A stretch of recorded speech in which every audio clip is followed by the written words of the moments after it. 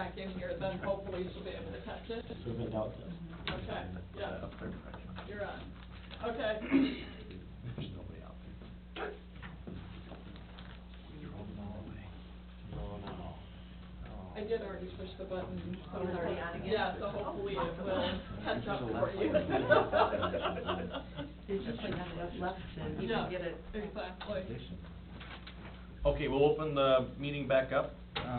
Still under the attorney's report, I guess we just have a follow-up question on an issue brought before us either last meeting or the meeting before, from Mr. Joel Bigelow.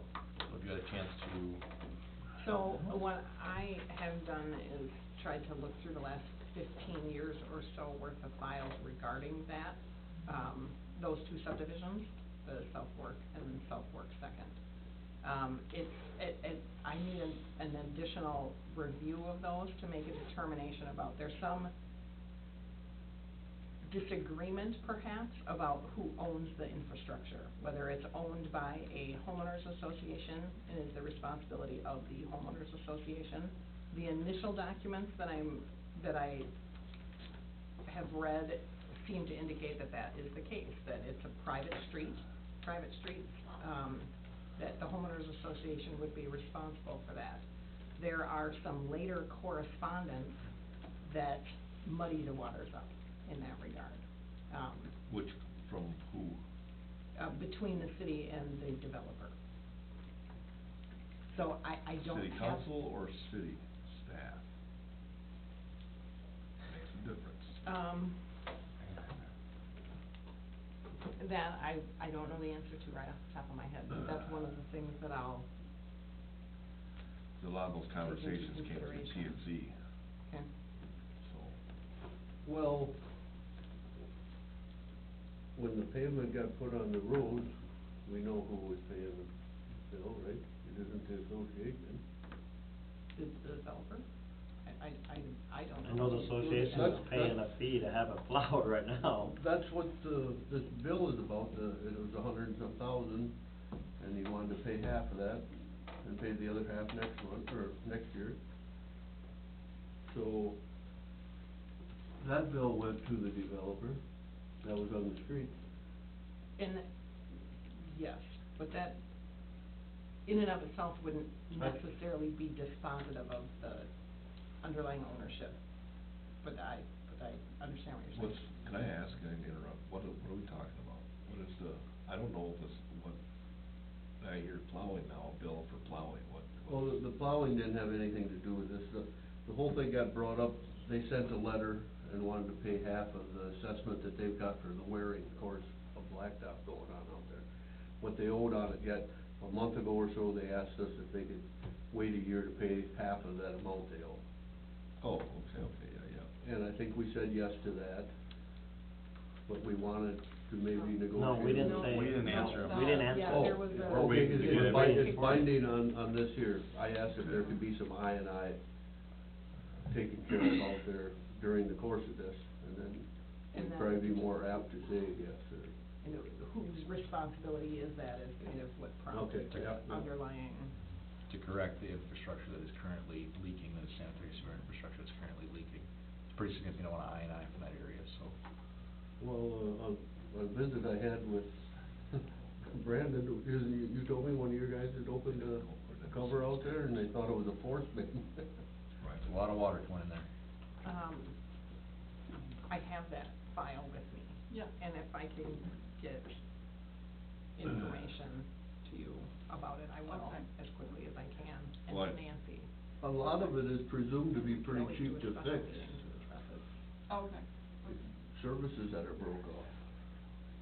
And we're They asking got them them to fix sticking up that. there, you know, and mowing and stuff, and they broke them off. They think that's a lot of it coming in there. Okay. The recommendation, I guess, would be to let us work it out, and get in touch with staff and then get back to Mr. Bigelow about the request. This stems from the initial request that they made to extend the 4-year assessment to a 5-year assessment on the South Fork. I just wanna make sure we're, Yep. So, what is the question at hand, I guess, I'm still trying to figure out, what what is the question at hand? So they brought a request to the council to extend the assessment that would be due in 2017, to extend it until 2018. And in response to that, Doug, They paid half of it.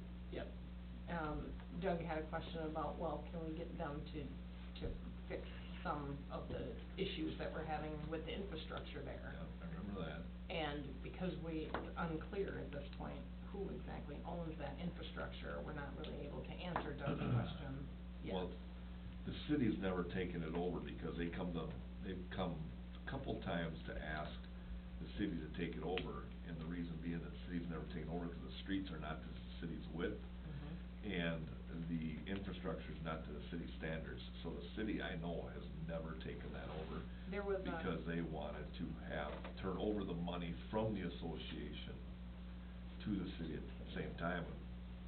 Nancy, was there also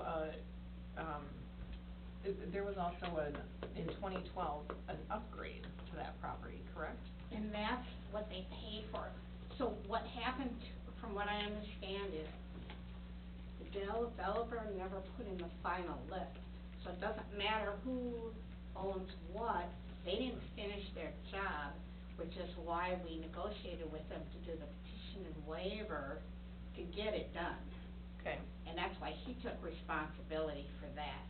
So Now, once- as far as the rest of it goes, I don't know, but that's what I understood. Did the city accept, or was everything dedicated to the city at any No, point we after don't. that? We don't Okay. have that process. I've asked about that, and we don't have that process. I just know that a lot of the infiltration is coming off the lots themselves. They're not owned by the association. Well, doesn't Bigelow own it? Because, I mean, we went back through here, I don't know, 4, 5, 6 years ago, and they were supposed to they made bigger lots out of everything. Some lots have 2 stubs in there because of wanting to turn them into the city, minimum lot requirements, to be able to put houses on them. So, I mean, the empty lot should be owned by Bigelow, then. That's Right. my understanding, anything that has been built on is still And owned And by that the lot developer. would be involved in the association until that was sold, and that person would become part of that association out there, right? Yes, but the developer would also be a part of the Right. association, yeah. And, so it's my understanding that South Fork first subdivision is privately owned lots and homes, but that the second is, They all are now. They all are I do now. believe they all have the option to purchase the lot they're on in the first one. The second one was, the first one changed because they couldn't sell them, because something in the financing. They had Linda to own Martin, the land they were they on. couldn't, no one would finance the land to put a temporary house on it, or wouldn't finance the house, cause it was a temporary spot, it could up and leave at one point in time, so. That's when they come to us to say, can we change these, and then they're like, you gotta go to a minimum lot size. And basically then they would be able to purchase them or whatever, so. But the second one, because they had the houses going on, full basement houses going in right away, but they were put into the minimum lot requirements right away. So, So, I have those files, I hope to have a better understanding after spending a little bit more time absorbing them. well, if you want me to bounce anything off of you, like I said, I've been involved with this since it started, so. My initial inclination after reading through things is that it's not, unless the city has specifically agreed to accept the dedication of those streets, they're not the city's responsibility. But there are some letters that It create. talks about the city water and city sewer, so. But I will have a better understanding of that. Well, I think that their last phase of construction, they were going to put in the infrastructure to the city's standards because of this, trying to get the city to take it over, so. But so far, if I remember right, every time it was like, we want nothing to do with it, we don't want the repairs. Yeah, and furthermore, we don't want anything to do with how it's leaking right now, we're receiving that I&I, so we've talked a lot about I&I tonight. Well, it's a problem, and how do we address it is what staff was kinda working on or discussing to bring it back to you as a council. So not only the fix, it's the downstream, it's just running through the town and it's leaking pretty significantly, so. Did Charlie ever get a little bit of a punch list done with that? I know last year we talked about that. I know they looked at a few manholes and. So what I envision here is, one, we scope together what's wrong and say, and try to get our arms around what's leaking and what the problem is, and then say, all right, here's where we're at, whatever the fix is and whatever that entails, and say, how are we gonna fix it? Is it gonna be developer-led, is it gonna be city-led? And if it's not developer-led and it's not being fixed, what's the city gonna do? We're gonna stop issuing building permits, start flow metering it, charging by the amount of the flow to the association as opposed to let's pump for water. I got some ideas here, there's some recourse or some action that we can take, so that's what I talked about with Charlie just this morning on. So Charlie, where we at with this? We need to get our arms around it, we need to meet with Teresa, and then we need to circle back with the council, cause there was that request, so. You get a flow meter on it, it surprised the people, I think. I didn't So realize if it they're was going like that. using that much water, let's charge them for it. I mean, that's my initial thought, or we gotta stop issuing building permits and say enough is enough. We can't support, the infrastructure cannot support future development or future phases, and see where that would go.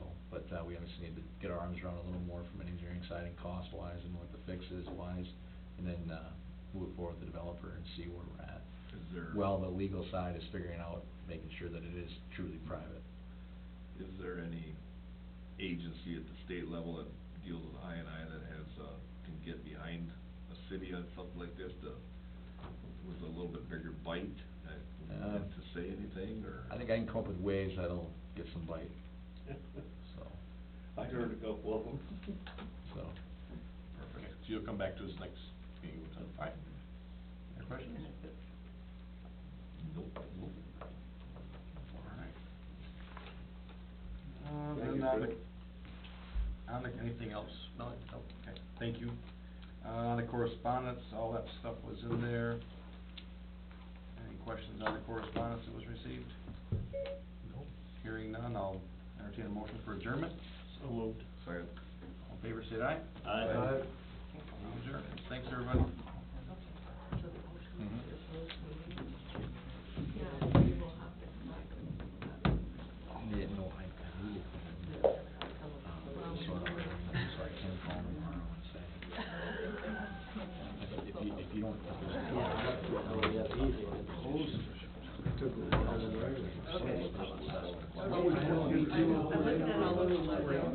Okay. I heard that it was supposed to be done